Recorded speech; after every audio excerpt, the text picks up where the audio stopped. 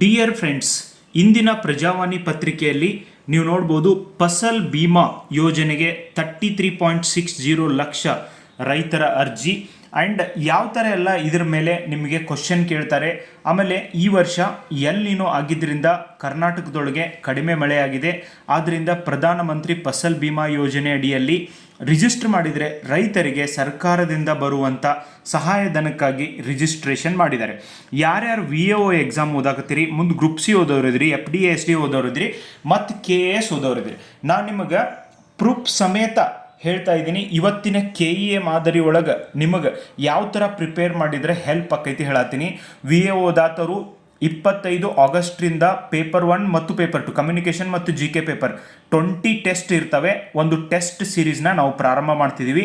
HSTR, GPSTR, PSTRಗೆ crash course ಆಫ್ಲೈನಲ್ಲಿ ಧಾರವಾಡದೊಳಗೆ ಪ್ರಾರಂಭ ಮಾಡ್ತಿದ್ದೀವಿ. Interested ಇದ್ದವರು ನೀವು ಸಂಪರ್ಕ ಮಾಡಬಹುದು ಗೈಸ್. ನೋಡಿ, ಪ್ರಧಾನಮಂತ್ರಿ ಫಸಲ್ ಬಿಮಾ ಯೋಜನೆ ಓಕೆ, ಪ್ರಾರಂಭ ಆದಂಥ ದಿನಾಂಕ ಫೆಬ್ರವರಿ 18, 2016 ಒಳಗೆ ಇದನ್ನು ಪ್ರಾರಂಭ ಮಾಡಲಾಯಿತು. ಇದರ ಸಚಿವಾಲಯ ಕೇಂದ್ರ ಕೃಷಿ ಮತ್ತು ರೈತರ ಕಲ್ಯಾಣ ಸಚಿವಾಲಯದ ಅಡಿಯಲ್ಲಿ ಇದು ಬರ್ತೈತಿ. ಇದಕ್ಕೊಂದು ಧ್ಯೇಯವಾಕ್ಯ ಕೂಡ ಕೊಟ್ಟಿದ್ದಾರೆ ಕೇಂದ್ರ ಸರ್ಕಾರದವರು, ಒಂದು ದೇಶ ಒಂದು ಯೋಜನೆ, ಒನ್ ನೇಷನ್ ಒನ್ ಸ್ಕೀಮ್ ಅಂತ. ಇವೆಲ್ಲನೂ ಕೂಡ ಸ್ಟೇಟ್ಮೆಂಟ್ ಮಾಡಿ ನಿಮಗೆ ಕ್ವಶನ್ ಕೇಳ್ಬೋದು. ಇನ್ನು ಹಳೆಯ ಯೋಜನೆ ಬದಲಿಗೆ ನೋಡಿ, ಹಳೆಯದಂದರೆ ರಾಷ್ಟ್ರೀಯ ಕೃಷಿ ವಿಮಾ ಯೋಜನೆ ಅಂತ ಹೇಳಿತ್ತು, ಅದರ ಬದಲಾಗಿ ಈ ಪ್ರಧಾನಮಂತ್ರಿ ಫಸಲ್ ಬಿಮಾ ಯೋಜನೆಯನ್ನು ತಂದಿದ್ದಾರೆ. ಎಲ್ಲ ಒಂದೇ ಯೋಜನೆಯೊಳಗೆ ಮಾಡಿದ್ದಾರೆ.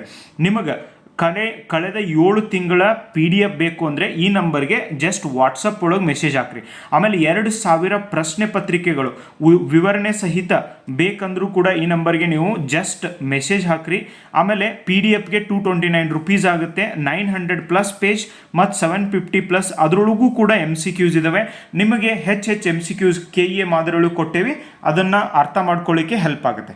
ನೆಕ್ಸ್ಟ್, ರೈತರ ಪಾವತಿಸಬೇಕಾದ ಪ್ರೀಮಿಯಂ ದರಗಳು, ಇವು ಕೂಡ ಸ್ಟೇಟ್ಮೆಂಟ್ ವೈಸ್ ಕೇಳ್ಬೋದು. ಭಾಳ ಎಕ್ಸಾಮ್ ಒಳಗೆ ಕೇಳ್ಯಾರ.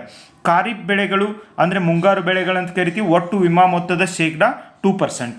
ಇನ್ನು ರಾಬಿ ಬೆಳೆಗಳು ಒಟ್ಟು ವಿಮಾ ಮೊತ್ತದ 1.5%. ವಾಣಿಜ್ಯ ಮತ್ತು ತೋಟಗಾರಿಕಾ ಬೆಳೆಗಳು ಒಟ್ಟು 5%. ಇನ್ನು ಸಹಾಯಧನ ಹಂಚಿಕೆ, ರೈತರು ಪಾವತಿಸಿದ ನಂತರ ಉಳಿದ ಪ್ರೀಮಿಯಂ ವೆಚ್ಚವನ್ನು ಕೇಂದ್ರ ಮತ್ತು ರಾಜ್ಯ ಸರ್ಕಾರಗಳು 50-50 ಅನುಪಾತದಲ್ಲಿ ಹಂಚಿಕೊಳ್ಳುತ್ತವೆ. ಇಂಪಾರ್ಟೆಂಟಾ? ಮತ್ತು ಈಶಾನ್ಯ ರಾಜ್ಯಗಳಲ್ಲಿ 90-10% ಆಗಿದೆ. ನೆಕ್ಸ್ಟ್, ಸಂಪೂರ್ಣ ಚಕ್ರ, ಬಿತ್ತನೆಗೆ ಮುಂಚಿನ ಹಂತದಿಂದ ಹಿಡಿದು ಕೊಯ್ಲಿನ ನಂತರನೂ ಕೂಡ ಏನಾದರೂ ನಷ್ಟ ಆದರೆ ಸರ್ಕಾರ ದುಡ್ಡು ಕೊಡ್ತದೆ. ನೆಕ್ಸ್ಟ್, ಸ್ಥಳೀಯ ಅಪಾಯಗಳಿಗೂ ದುಡ್ಡು ಕೊಡ್ತದೆ. ಇತ್ತೀಚೆಗೆ ಇದನ್ನು ಆ್ಯಡ್ ಮಾಡ್ಯಾರ. ಆನೆಕಲ್ಲುಗಳು, ಭೂಕುಸಿತ, ಪ್ರವಾಹ ಮತ್ತು ಇತ್ತೀಚಿನ ಹೊಸ ಬದಲಾವಣೆ ಏನಂದರೆ ಕಾಡು ಪ್ರಾಣಿಗಳ ದಾಳಿಯಿಂದ ನಷ್ಟವಾದರೂ ಕೂಡ ಬೆಳೆ, ಅದಕ್ಕೂ ಕೂಡ ಸರ್ಕಾರದಿಂದ ದುಡ್ಡು ಕೊಡ್ತಾರೆ. ಆಮೇಲೆ ಈ ವರ್ಷ ನೋಡಿ, ಮಳೆ ಎಲ್ಲೆಲ್ಲಿ ನೀರಾವರಿ ಇದೆ ಆ ಜಿಲ್ಲೆಗಳಲ್ಲಿ ಕಡಿಮೆ ಜನ ರಿಜಿಸ್ಟರ್ ಮಾಡ್ಕೊಂಡಿದ್ದಾರೆ. ಎಲ್ಲಿ ಮಳೆ ಆಶ್ರಿತ ಅದಾವಲ್ಲ, ಕರ್ನಾಟಕದೊಳಗಂತೂ ಓನ್ಲಿ ಅರೌಂಡ್ 40% ಮಾತ್ರ ನೀರಾವರಿ ವ್ಯವಸ್ಥೆ ಇದೆ, ಉಳುಕಿದೆಲ್ಲ ಒಣ ಭೂಮಿನೇ ಇದೆ. ಕಲಬುರಗಿ ಮುಂದೆ ನೋಡಿ, ಮಳೆ ಆಶ್ರಿತ ಭೂಮಿ ಹೆಚ್ಚಿರುವ ಜಿಲ್ಲೆಗಳಲ್ಲಿ ವಿಮೆ ನೋಂದಣಿ ಹೆಚ್ಚಿದ್ದು ಕಲಬುರಗಿ ಜಿಲ್ಲೆ ಮೊದಲ ಸ್ಥಾನದೊಳಗೆ ಐತಿ 2026 ಒಳಗೆ. ನಿಮ್ಗೆ ಹಿಂಗೂ ಕ್ವಶನ್ ಕೇಳ್ಬೋದು, ಯಾವ ಜಿಲ್ಲೆ ಮೊದಲ ಸ್ಥಾನದೊಳಗೆ ಐತಿ ಅಂತಲೂ ಕೇಳ್ಬೋದು. 2ನೇ ಸ್ಥಾನದೊಳಗೆ ಬೀದರ್ ಐತಿ, ಇಲ್ಲೂ ಕೂಡ ಡ್ರೈ ಲ್ಯಾಂಡ್ ಆಕೈತಿ. ಓಕೆ, ಸೊ ಹಂಗೆ ಧಾರವಾಡ, ಚಿತ್ರದುರ್ಗ, ವಿಜಯಪುರ ಮುಂದಿಂದು ಇವೆಲ್ಲ ಜಿಲ್ಲೆಗಳಿರೋದನ್ನು ಕಾಣ್ತೀವಿ. ಈ ವರ್ಷ ಅತಿ ಹೆಚ್ಚು ರೈತರು ನೋಂದಣಿ ಆಗ್ಯಾರ. ರಾಜ್ಯದಲ್ಲಿ 78 ಲಕ್ಷಕ್ಕಿಂತ ಹೆಚ್ಚರು ರೈತರಿದ್ದಾರೆ. ಮತ್ತು 2020 ಮುಂಗಾರು ಹಂಗಾಮಿನಲ್ಲಿ ಕಡಿಮೆ ಆಗಿತ್ತು, 21 ಲಕ್ಷ ರೈತರು ಮಾತ್ರ ನೋಂದಣಿ ಆಗಿದ್ರು. ಈಗ 33 ಲಕ್ಷ ಆಗ್ಯಾರ. ಇವೆಲ್ಲ ಪಾಯಿಂಟ್ಸ್ಗಳು ಇಂಪಾರ್ಟೆಂಟ್ ಗೈಸ್.